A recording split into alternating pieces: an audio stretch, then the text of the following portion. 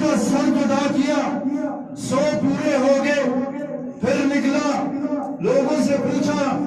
آیا اب بھی میرے لیے توبہ کی کوئی امید ہے؟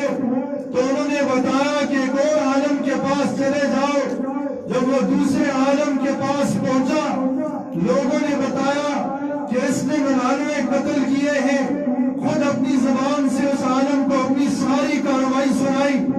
اس نے کہا آپ کی توبہ قبول ہو سکتی ہے، لیکن آپ نے اس بستی میں جانا ہے جہاں اللہ کے موحد بندے رہتے ہیں، جو خالصتاً اللہ کی عبادت کرتے ہیں اور مشکلات میں حاجات میں اس سے ہی مدد مانگتے ہیں۔ جب وہ بندہ ادھر سے چلا گیا، ان عالموں کے پاس راستے میں اس پر موت آ گئی۔ فاختصمت ملائکۃ الرحمہ و ملائکۃ العذاب، کہ جب اس پر موت کا فرشتہ آ گیا، اس کی روح قبض کر لی،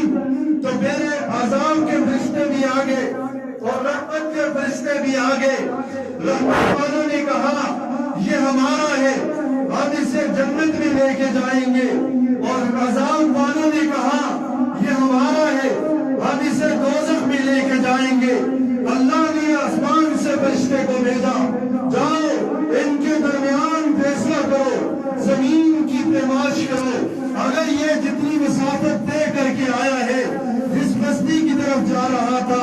اس بستی کی طرف اس نے زیادہ مسافت طے کی ہے تو اس کو رحمت والے فرشتے لے جائیں، اور اگر اس نے کم مسافت طے کی ہے، بستی کا راستہ بھی دور ہے، تو اس کو دوزخ والے فرشتے لے جائیں۔ تو جب یہ زمین جب پیمائش ہو رہی ہے تو زمین کم ہو رہی تھی جو اس نے طے کی تھی، اور بستی والی زمین زیادہ ہو رہی تھی، اللہ نے زمین کو حکم دیا کہ زمین سمٹ جا تاکہ میرے اس بندے کی مغفرت ہو جائے، تو اللہ رب العالمین نے اس کی مغفرت کر دی، زمین بھی سمٹ گئی۔ معلوم یہ ہوا کہ جس بستی کے اندر موحد رہتے ہیں، جو لوگ اللہ کی خالص پکار کرتے ہیں، ان کی وجہ سے لوگوں کی توبہ بھی قبول ہوتی ہے، ان کی زمین بھی غلام ہوتی ہے، اور جو توحید پرستوں آپ نے جو عمل اللہ کے حضور کیے ہیں، یعنی جو آپ نے اللہ کی نافرمانیاں کی ہیں اپنے نفس کے سامنے، جب تک تم ان اپنے نفس کے سامنے نیک عمل نہ کر لو